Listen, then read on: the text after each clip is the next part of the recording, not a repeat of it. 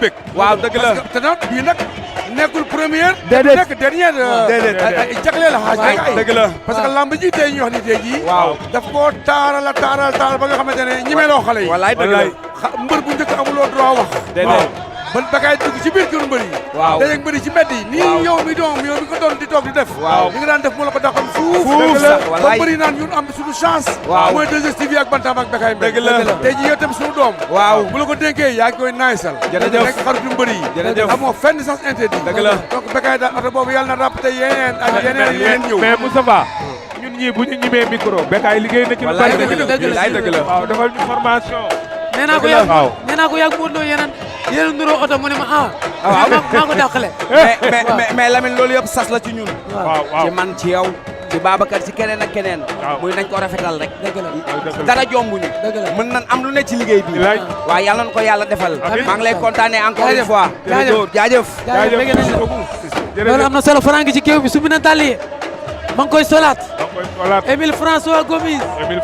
ànd ak Edouard Dimle Diokh. ànd ak ki nga xamante ne moom mooy Mbalka Mak. ñoom ñëpp la àndal. ñëw tey muy lamb ju doy waar. lamb joo xamante ni ñoom ñaari mbëri kenn ku nekk nag moo soxla. yégal nga toog. kii bu ñàkkee dañ koy ubbil bunt bi. kii bu ñàkkee du ko wàññi dara. Tapha Tine tey bu daanoo. dina ko jural jafe-jafe yu bari ci carrière. wallaay tey Franc bu daanee dina ko gën a ubbil bunt yu bari ci kanamam. rëy waaye Franc bu daanoo du ko yàqal dara. mais Tapha Tine mi ngi tuus. kon petit ñu bàyyi xel loolu Tapha Tine mu ngi tuus. ñu bàyyi ci xel réalisateur. yaa ni moom lay def moom Tapha Tine. Tapha Tine mu ngi tuus. bu la neexee sax mën nga coupé suñu micro. ñu dégloondoo seetaanandoo tuusu ki nga xamante ni moom mooy am ni Moussa mais am na combat bu ñuy sifflé ci géew bi. mais taw tuusu Tapha Tine nag per. nañu ko xaajal gars yi nag war nañu benn la combat yi nag. enregistré ma combat bi nga wan ñu tuusu Tapha Tine bi. ayca bismillah c'est hyper important.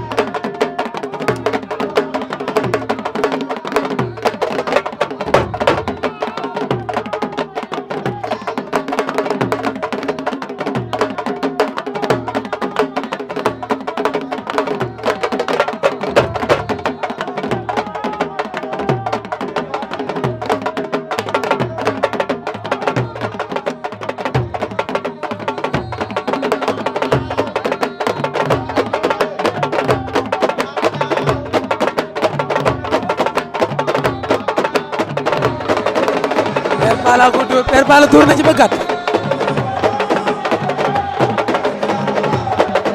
Père Balla sandwich bi nga dóor xam nga sandwich su lan la.